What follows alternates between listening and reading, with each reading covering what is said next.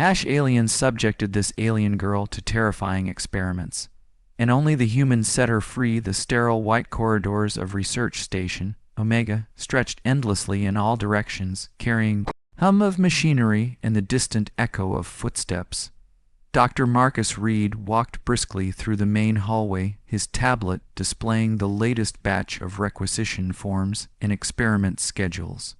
As the newest human addition to the Galactic Research Consortium, he had been assigned to what his supervisor called routine observation duties. The pay was excellent, and the opportunity to work alongside alien scientists was supposedly the chance of a lifetime. Marcus had always been fascinated by xenobiology ever since his days at the University of New Geneva, where he had specialized in comparative anatomy. When the consortium had offered him a position at one of their most advanced research facilities, he had jumped at the chance. The other species in the galaxy had centuries of technological advancement over humanity, and he was eager to learn from them. The facility itself was a marvel of engineering. Built into a massive asteroid in the neutral zone between several major galactic powers, it housed laboratories that could simulate any environment imaginable. The staff consisted of representatives from dozens of different species, each bringing their own expertise and perspectives to the various research projects.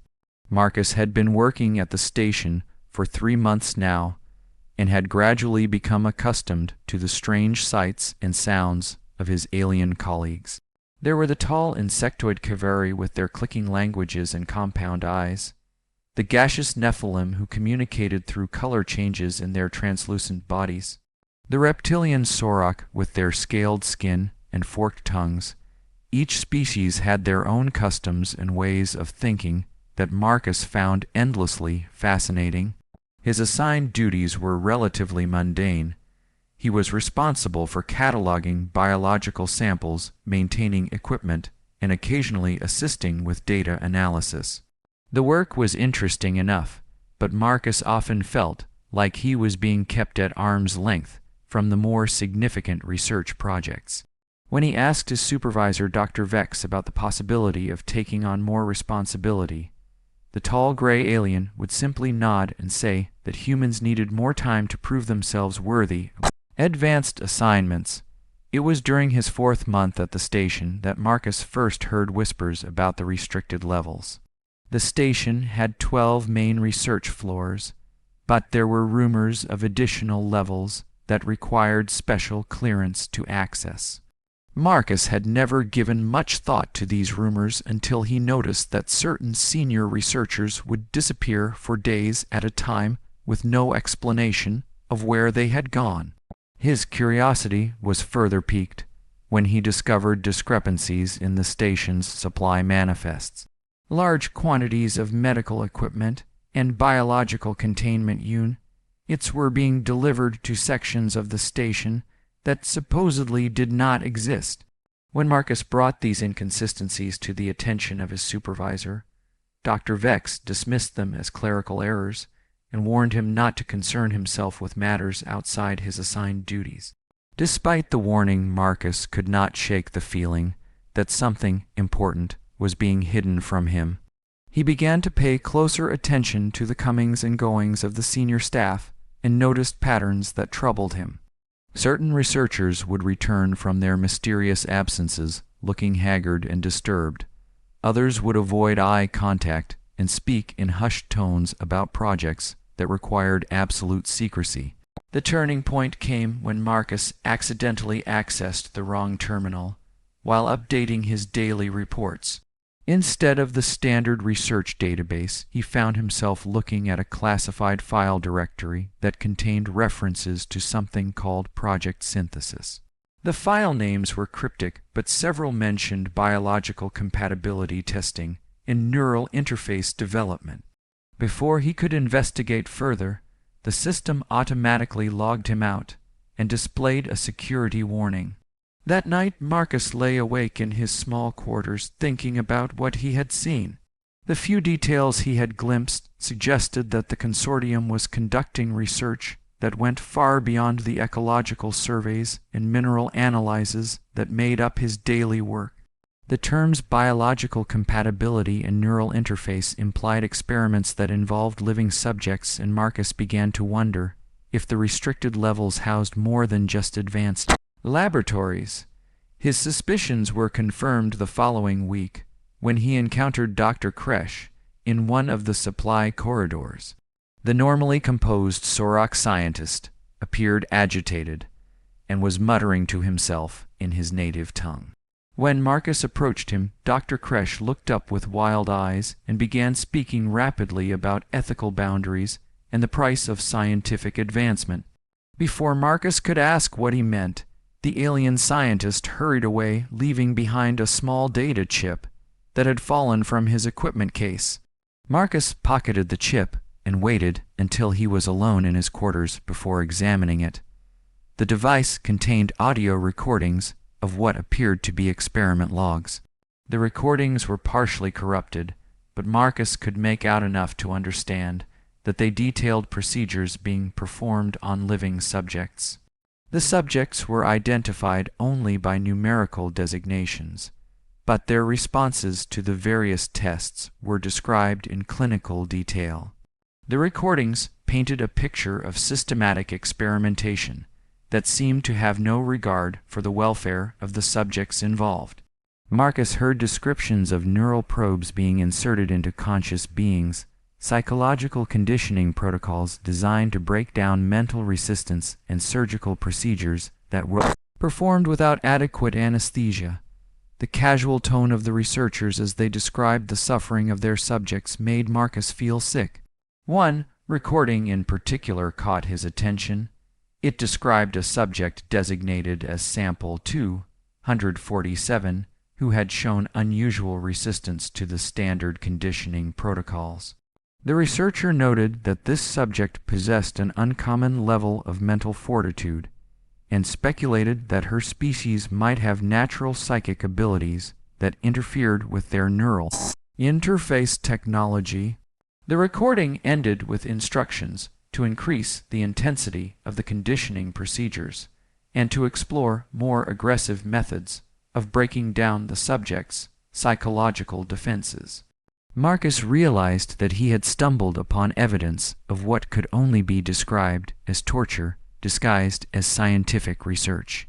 The consortium that had presented itself as a beacon of interspecies cooperation was apparently conducting illegal experiments on unwilling subjects. The knowledge weighed heavily on his conscience, and he struggled with the decision of what to do with the information. His training as a scientist told him to gather more evidence before making any accusations. His conscience told him that beings were suffering while he deliberated. The conflict between these two impulses kept him awake at night and made it difficult to concentrate on his assigned duties. Dr. Vex noticed his distraction and asked if he was experiencing adjustment difficulties common to humans working in alien environments. Marcus assured his supervisor that he was fine, but privately he began to plan a way to investigate the restricted levels. The standard access protocols required biometric identification and security clearance that he did not possess. However, his months of maintaining the station's equipment had given him detailed knowledge of the ventilation systems and maintenance tunnels that connected different sections of the facility. The opportunity to act came during a scheduled maintenance period when large sections of the station would be operating on emergency power. Marcus volunteered to assist with the routine checks of the environmental systems, knowing that this would give him legitimate access to areas that were normally off-limits. As he worked his way through the maintenance tunnels, he carefully noted the locations of security, sensors, and access points. When he reached the section that corresponded to the restricted levels, Marcus found that the maintenance tunnels continued downward into areas that were not shown on any of the station schematics he had seen. The air in these lower tunnels carried a different quality that made his skin crawl. There was an underlying smell of antiseptic and something else that he could not identify, but that triggered a primitive fear response. Following the tunnel system deeper into the station, Marcus eventually found a maintenance access that opened into a corridor unlike any he had seen before. The walls were lined with reinforced transparent barriers, behind which he could see what appeared to be holding cells. The lighting was dim, and the air circulation system created an eerie whistling sound that seemed to echo from all directions. Marcus moved carefully through the corridor, staying close to the walls and avoiding the pools of light cast by the overhead fixtures. Through the transparent barriers, he could see that most of the cells were empty, but a few contained what appeared to be living beings. The occupants were of various species, some of which Marcus recognized, and others that were completely unknown to him. The beings in the cells showed signs of prolonged confinement and medical intervention. Many had surgical scars or implanted devices that pulsed with soft lights. Some appeared to be in various states of consciousness, while others stared blankly at the walls with expressions of complete despair. Marcus felt a growing sense of horror as he realized that these were the subjects of the experiments he had heard described in the audio recordings. As he continued through the corridor, Marcus came to a section where the cells were larger and seemed to be designed for more intensive monitoring. Banks of equipment lined the walls, and multiple screens displayed readouts of biological functions and neural activity. It was here that he first saw her. The cell was larger than the others and contained what appeared to be a young female of a species Marcus did not recognize. She had pale blue skin with intricate silver markings that seemed to shift and flow like living tattoos. Her hair was long and white, and her eyes were a deep purple color that seemed to hold an ancient wisdom despite her apparently youthful appearance. Unlike the other subjects, this one was not sedated or restrained. She sat cross-legged in the center of her cell, with her eyes closed and her hands resting on her knees. The monitors around her cell showed readings that fluctuated wildly, as if her biological systems were constantly adapting to some external stimulus. Marcus noticed that the neural activity displays showed patterns unlike anything he had seen in his xenobiology studies. As he watched, the young female suddenly opened her eyes and looked directly at him. Marcus froze, certain that he had been discovered, but her expression was not one of alarm or fear. Instead, she seemed to be studying him with the same curiosity that he was studying her. After a long moment, she slowly raised one hand and pressed it against the transparent barrier that separated them. The gesture was clearly meant as a greeting or perhaps a plea for help. Marcus felt his heart racing as he realized that this being was aware of his presence and was trying to communicate with him. Without thinking, he stepped closer to the barrier and placed his own hand against the transparent material directly opposite hers. The moment their hands were aligned, Marcus felt a strange sensation like a gentle electric current flowing through his body. The silver markings on the alien's skin began to glow softly, and Marcus could swear that he heard a voice speaking directly into his mind.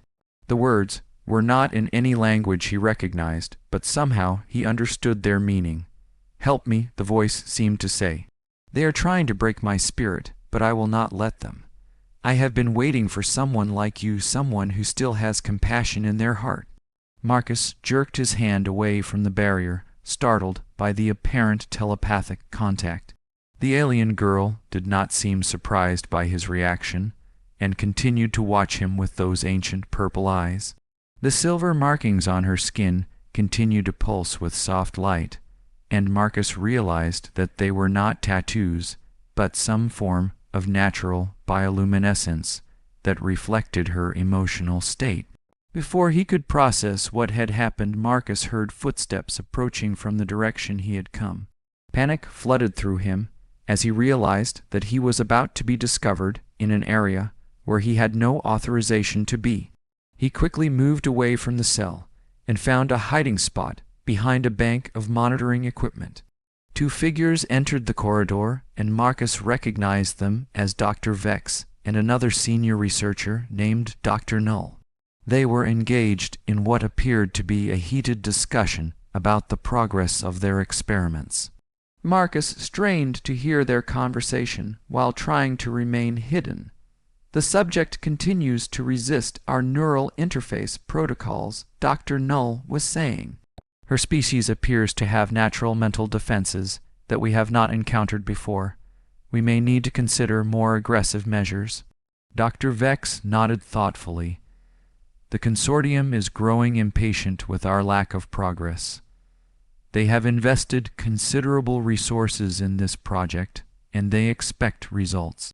Perhaps it is time to move to Phase 3 of the conditioning protocol. Marcus felt a chill run down his spine as he remembered the audio recordings and their descriptions of increasingly brutal experimental procedures. Phase 3 sounded like it would involve methods that would cause significant suffering to the alien girl he had just encountered. What about the other subjects? Dr. Null asked.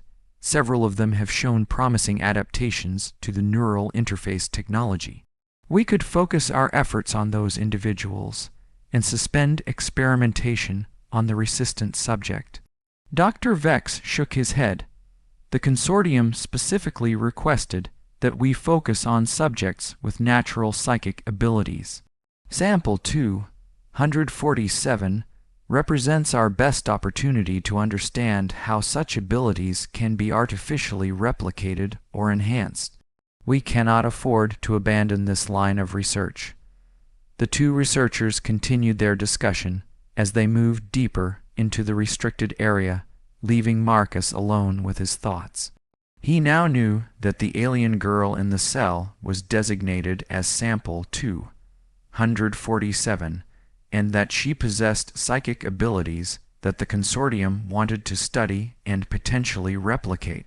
The casual way that the researchers discussed her suffering made it clear that they viewed her as nothing more than a test subject. Marcus waited until he was certain that the researchers had moved on before emerging from his hiding spot. He looked back at the cell where the alien girl sat and saw that she was watching him again. This time, her expression was more urgent, and he could sense that she was trying to communicate with him telepathically once more. They plan to hurt me worse than before, the voice in his mind said. The procedures they want to perform will damage my mind permanently. I do not fear death, but I fear losing myself to their experiments.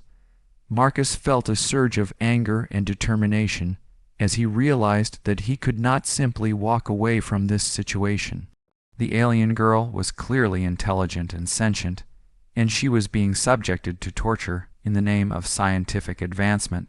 Everything he had been taught about research ethics and the proper treatment of experimental subjects was being violated on a massive scale. He pressed his hand against the barrier once more and tried to project his thoughts toward her. I want to help you, he thought as clearly as he could. I don't know how yet, but I will find a way to get you out of here. The alien girl's eyes widened with what appeared to be hope, and the silver markings on her skin brightened noticeably. Thank you, she replied telepathically. My name is Kira, and I have been waiting for someone like you for so long. The others here have lost hope, but I knew that not all beings in this galaxy had forgotten the meaning of compassion. Marcus felt a connection forming between them that went beyond mere sympathy for her plight. There was something about Kira that resonated with his deepest beliefs about the value of all sentient life. He had become a scientist because he wanted to understand and protect the wonders of the universe, not to exploit and destroy them.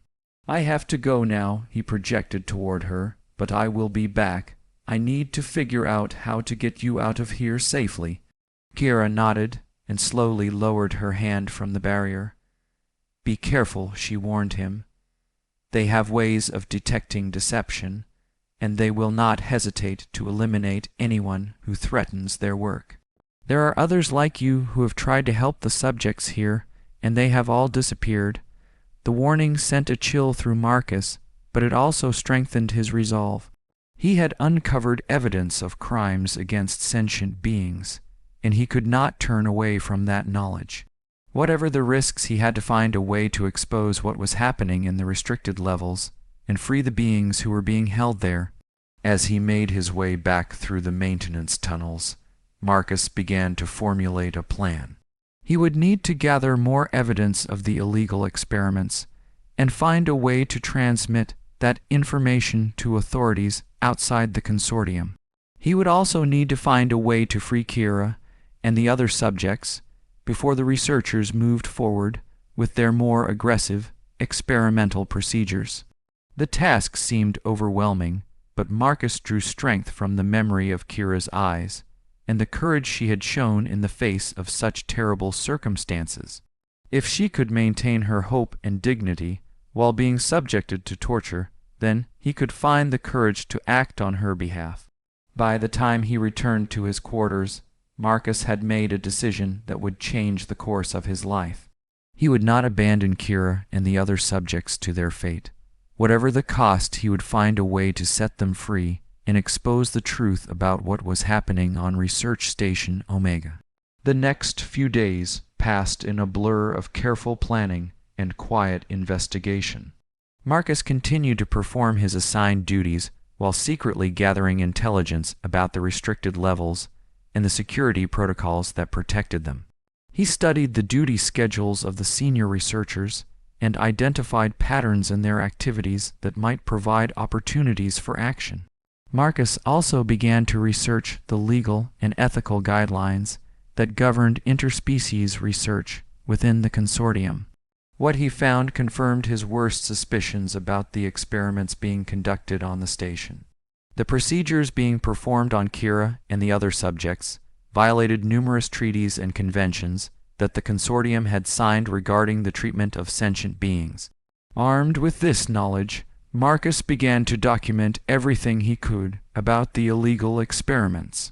He made copies of the audio recordings he had found and began to compile a comprehensive report that detailed the violations of interspecies law that were taking place on the station.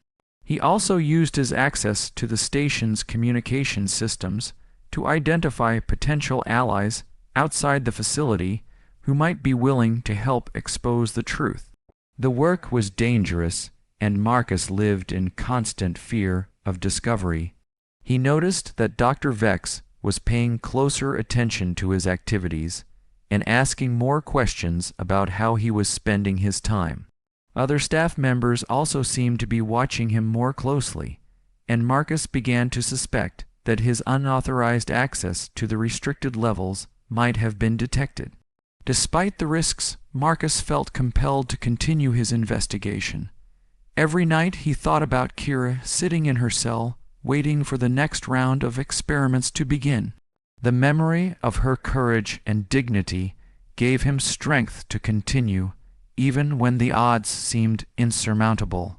During this period, Marcus also began to notice changes in his own mental state. The telepathic contact with Kira had left him with a heightened awareness of the emotions and thoughts of those around him. He could sense the underlying cruelty and callousness of the researchers who were conducting the experiments. He could also sense the fear and despair of the subjects who were being held in the restricted levels. This newfound sensitivity made it increasingly difficult for Marcus to maintain his facade of normalcy. He found himself struggling to interact with colleagues who he now knew were complicit in acts of torture and murder. The weight of the knowledge he carried made it hard to sleep, and he began to lose weight from the constant stress. It was during this time that Marcus made a discovery that changed everything. While reviewing the supply manifests for the restricted levels, he found references to a scheduled transport that would be arriving at the station within the next week. The manifest indicated that the transport would be carrying new subjects for the experimental program, as well as specialized equipment for what was described as final phase testing. Marcus realized that the arrival of the transport would likely signal the beginning of the most aggressive phase of experimentation on Kira and the other subjects. The researchers had been building toward this moment for months, and they would not want to delay their work any longer than necessary. The knowledge that time was running out forced Marcus to accelerate his plans. He could not wait for the perfect opportunity to act, because that opportunity might never come. He would have to take risks and hope that his determination would be enough to overcome the obstacles he faced. The first step in his plan was to establish a secure communication channel with the outside world. Marcus had identified several potential allies, including a group of interspecies rights activists who had been investigating rumors about illegal research being conducted by the consortium. He needed to get his evidence to these activists while also coordinating a rescue attempt for Kira and the other subjects. Using his knowledge of the station's communication systems, Marcus was able to create a hidden relay that would allow him to transmit data without being detected by the normal security protocols. The process was technically challenging and required him to work during the night shift when fewer people were monitoring the systems. As he worked on establishing the communication link, Marcus continued to visit Kira whenever he could safely access the restricted levels. These visits became increasingly important to both of them, as they developed a deeper understanding of each other, despite the barriers that separated them. During one of these visits, Kira shared with him more details about her species and the abilities that made her so valuable to the consortium researchers. Her people were called the Villani, and they were one of the few species in the galaxy that had developed natural telepathic abilities. The silver markings on her skin were connected to specialized neural structures that allowed her to perceive and manipulate psychic energy. The Villani had once been a peaceful species that used their abilities to maintain harmony within their communities. However, their psychic gifts had made them targets for other species who wanted to exploit their abilities for military or commercial purposes.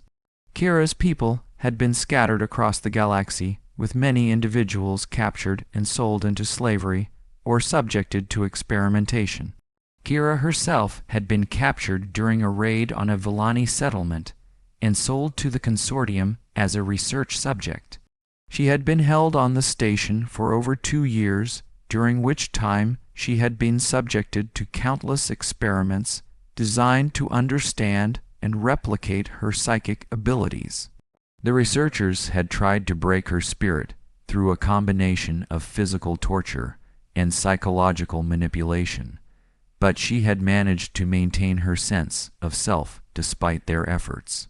The strength of Kira's spirit and her refusal to surrender to despair inspired Marcus to push forward with his rescue plan even when the obstacles seemed insurmountable. He knew that she and the other subjects were depending on him to act, and he could not let them down. As the scheduled transport approached, Marcus put the final pieces of his plan into motion. He had established contact with the interspecies rights activists and had transmitted his evidence of the illegal experiments to them. The activists had promised to coordinate with law enforcement agencies to shut down the research program, but they warned that such actions would take time to organize. Marcus knew that Kira and the other subjects did not have time to wait for an official rescue. The transport would arrive within days, and the researchers would begin their final phase of experimentation immediately afterward. He would have to act on his own and hope that help would arrive before it was too late. The night before the transport was scheduled to arrive, Marcus made his final preparations. He had studied the security protocols for the restricted levels and had identified a window of opportunity when the guard rotations would leave certain areas temporarily unmonitored. He had also acquired supplies that would be needed for the rescue, including portable life support equipment and emergency medical supplies. As he prepared to leave his quarters, Marcus felt a mixture of fear and determination that reminded him of his first days as a graduate student, when he had been faced with challenges that seemed beyond his abilities. The difference now was that the stakes were not just his career or academic success, but the lives and freedom of beings who had been subjected to unimaginable suffering. The memory of Kira's courage and the trust she had placed in him gave Marcus the strength to overcome his fears and move forward with his plan. He knew that the odds were against him, and that he might not survive the attempt, but he also knew that he could not live with himself if he did not try to help her and the others. As Marcus made his way through the darkened corridors of the station, he thought about the journey that had brought him to this moment. He had come to Research Station, Omega, as an eager young scientist, looking for an opportunity to advance his career and contribute to the expansion of scientific knowledge. Instead, he had discovered that true scientific advancement required more than just technical expertise and research skills. The greatest discoveries came not from exploiting and destroying other forms of life, but from understanding and protecting the diversity of sentient beings that made the galaxy such a wondrous place. The researchers on the station had forgotten this fundamental truth, and had allowed their pursuit of knowledge to become corrupted by greed and ambition. Marcus was determined to remind them that science at its best was an expression of compassion and curiosity about the universe and its inhabitants. By freeing Kira and the other subjects, he would be making a statement about the values that should guide all scientific research and the responsibility that came with the power to shape the future of sentient life. The maintenance tunnels were darker than usual as Marcus made his way toward the restricted levels. The station's automated systems had been programmed to reduce lighting during the night shift to conserve energy, and most of the research staff were asleep in their quarters.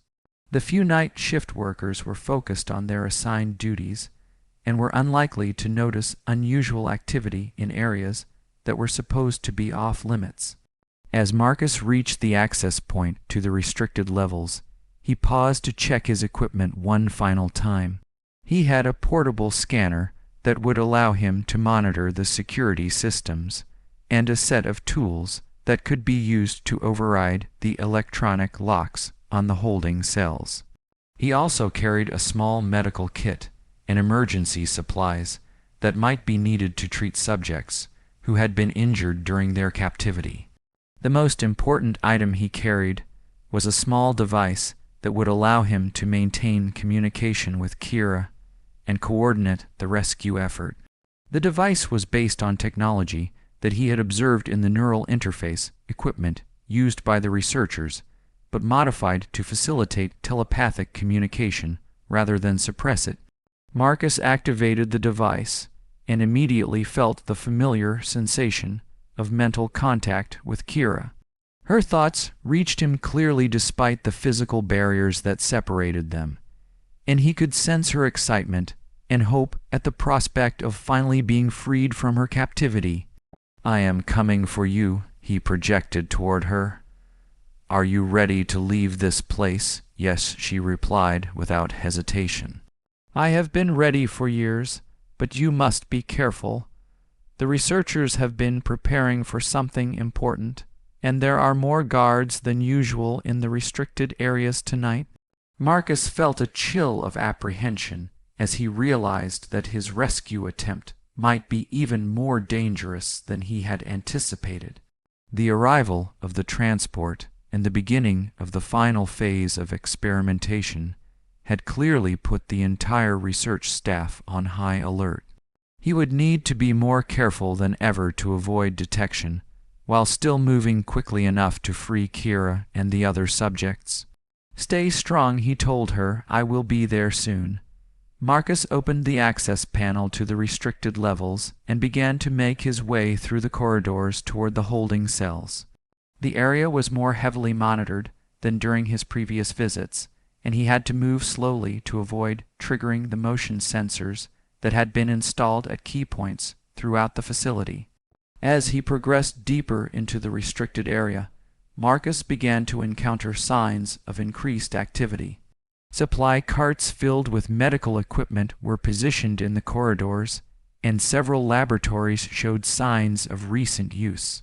The researchers were clearly preparing for an intensive period of experimentation that would begin as soon as the transport arrived. The knowledge that he was racing against time gave Marcus additional motivation to push forward despite the risks. Every minute that passed brought Kira and the other subjects closer to facing procedures that might destroy their minds or kill them outright. He could not afford to be cautious when their lives hung in the balance. When Marcus finally reached the section of the facility that housed the holding cells, he was relieved to find that his timing had been correct. The guard rotation had left the area temporarily unmonitored, and he had a window of opportunity to begin the rescue operation. The first cell he approached contained a being that appeared to be in a state of complete catatonia. The subject was of a species that Marcus did not recognize and showed signs of extensive surgical modification. Monitoring equipment attached to the being's head displayed neural activity patterns that suggested severe brain damage, possibly caused by the experimental procedures. Marcus realized that this subject was beyond help, and that attempting to move them would likely result in their death. The knowledge that he could not save everyone filled him with anguish, but he forced himself to continue toward the cells that housed subjects who might still have a chance at recovery. The next several cells contained beings in various states of consciousness and physical condition. Some appeared to be heavily sedated, while others showed signs of the psychological conditioning that had been described in the audio recordings. Marcus made note of their locations and conditions, while continuing toward the section where Kira was being held. When he finally reached Kira's cell, Marcus saw that she was alert and waiting for him. The silver markings on her skin were glowing brightly, and her purple eyes were filled with hope and determination. She had somehow managed to maintain her dignity and strength, despite everything that had been done to her. Marcus quickly began working on the electronic lock that secured her cell. The device was more sophisticated than the standard security systems used throughout the station, but his knowledge of the facility's technical systems allowed him to identify the proper override sequences. As he worked, Kira maintained telepathic contact with him and provided information about the other subjects who were being held in the facility. She had been able to sense their mental states during her captivity, and could identify which individuals were most likely to survive the rescue attempt. "There are 12 others who still have hope," she told him. "The rest have been broken by the experiments and may not be able to function outside of captivity. We must focus on saving those who can still be saved." Marcus nodded as he continued to work on the lock. The ethical implications of having to choose which subjects to rescue were troubling, but he knew that attempting to save everyone would likely result in failure and the capture of all involved. He would have to make difficult decisions based on practical considerations rather than idealistic principles. The lock finally disengaged with a soft click, and Marcus was able to open the cell door. Kira stood slowly and stepped out of the cell that had been her prison for over 2 years. Despite her long captivity, she moved with grace and dignity that reminded Marcus of why he had been so determined to help her. "Thank you," she said, both telepathically and in a voice that was soft but clear.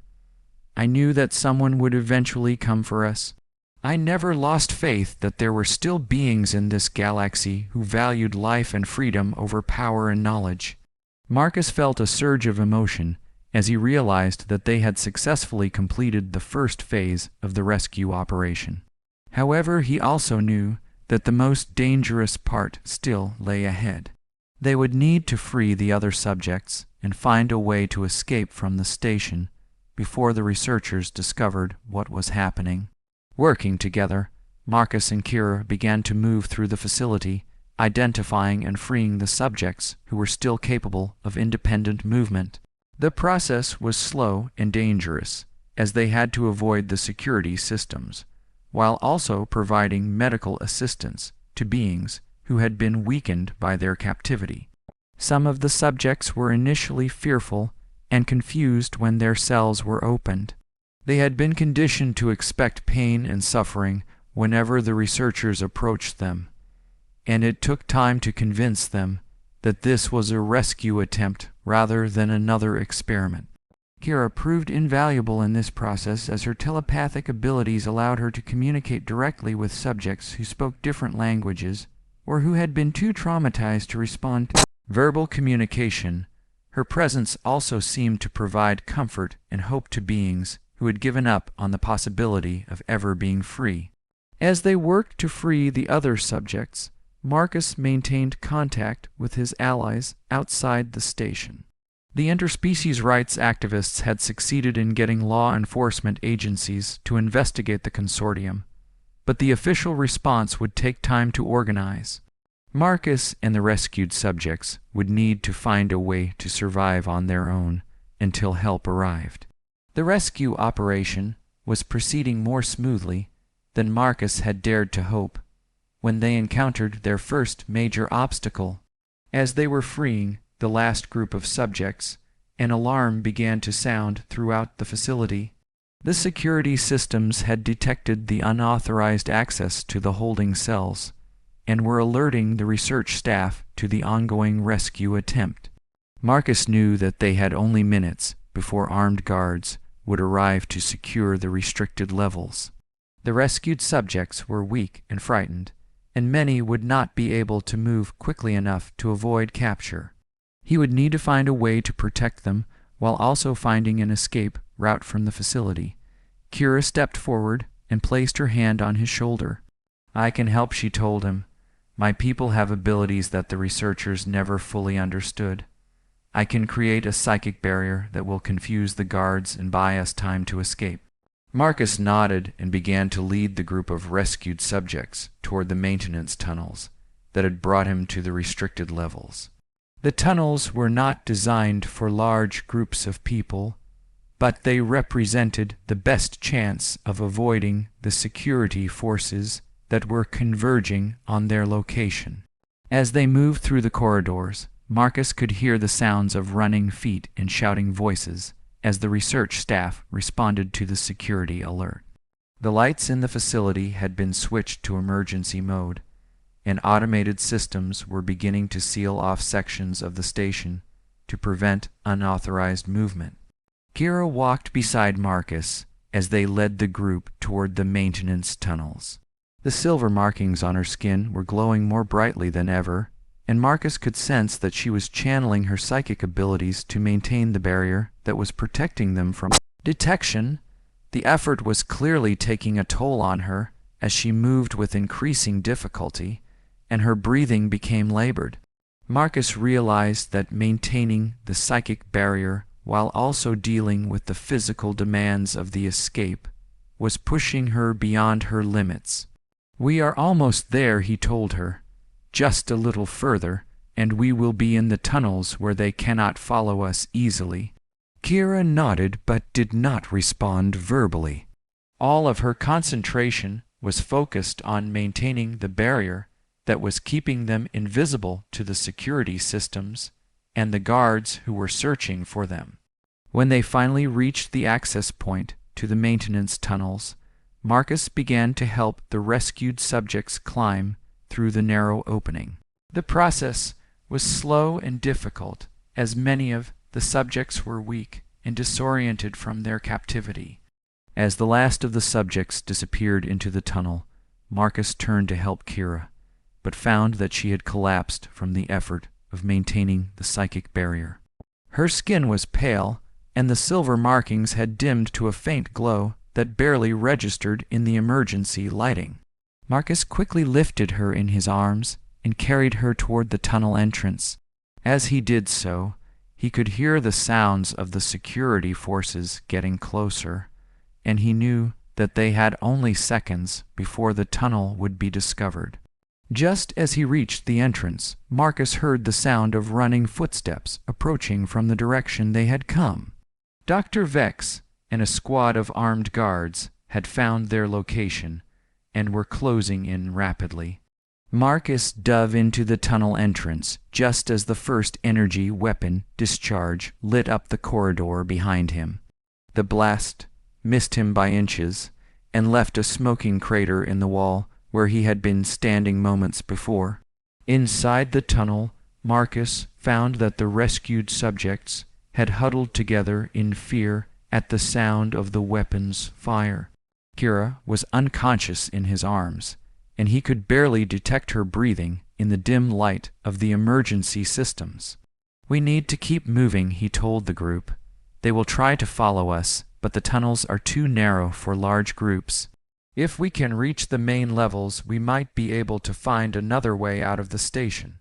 The group began to move through the tunnel system, with Marcus carrying Kira and helping to guide the other subjects through the narrow passages. The journey was slow and difficult, as many of the rescued beings were not familiar with the layout of the station and had to feel their way through the darkness. Behind them, Marcus could hear the sounds of the security forces attempting to follow their trail. The guards were having difficulty navigating the narrow tunnels, and their progress was slow enough to give the rescued subjects a significant head start. As they moved through the tunnel system, Marcus tried to maintain contact with his allies outside the station. The communication equipment was not functioning properly in the confined space of the tunnels, and he could only receive intermittent signals from the outside world. What he could hear was not encouraging. The law enforcement agencies were still organizing their response and would not be able to reach the station for several hours. The rescued subjects would need to find a way to survive on their own until help arrived. The tunnel system eventually brought them to a section of the station that Marcus had never seen before. The area appeared to be some kind of storage facility that housed equipment and supplies for the research programs. More importantly, it contained several small spacecraft that were used for transportation between the station and other facilities. Marcus realized that the spacecraft represented their best chance of escaping from the station before the security forces could recapture them. However, he also knew that operating alien spacecraft would be extremely difficult and dangerous without proper training and preparation. As he was examining the spacecraft, Marcus noticed that one of them appeared to be designed for emergency evacuation. The vessel was equipped with automated systems that could handle navigation and life support without requiring extensive pilot training. It also had sufficient capacity to carry all of the rescued subjects plus basic supplies. The decision to attempt an escape using the spacecraft was not made lightly. Marcus knew that they would be completely vulnerable during the launch sequence, and that the station's defensive systems would likely try to prevent their departure. However, the alternative was certain recapture and a return to the experimental laboratories. Marcus began to prepare the spacecraft for launch while the rescued subjects huddled together in the cargo area. Kira had regained consciousness, but was still weak from her efforts to maintain the psychic barrier during their escape. She insisted on helping with the preparations despite her condition. "I can sense the intentions